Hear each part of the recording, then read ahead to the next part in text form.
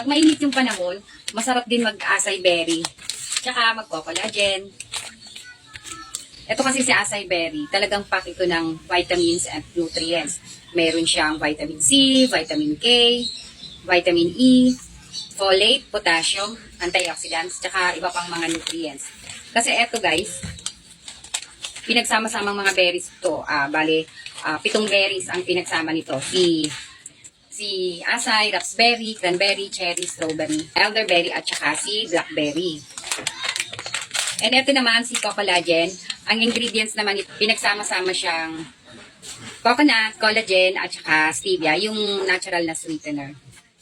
Ito maganda kasi, itong dalawang to, hindi lang to pang makes your skin glow o pang pang skincare. Hindi, ito talagang pangkalusugan to guys. Pang overall siya. Kaya nga ako, iniinom talaga ako everyday itong acai berry at saka collagen.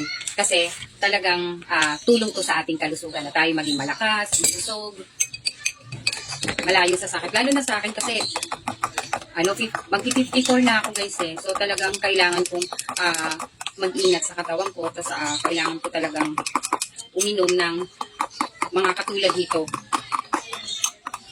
Iniiwasan ko na yung lalakas ko dati sa sa soft drinks. Lalakas ko dati sa energy drink, yan. Lalo na kapag nasa work ako. Para alive na alive ako. Pero, yun, tinigil ko na yun. Dito na ako kay acai berry at saka kay collagen. Sarap. Guys, ang sarap niya.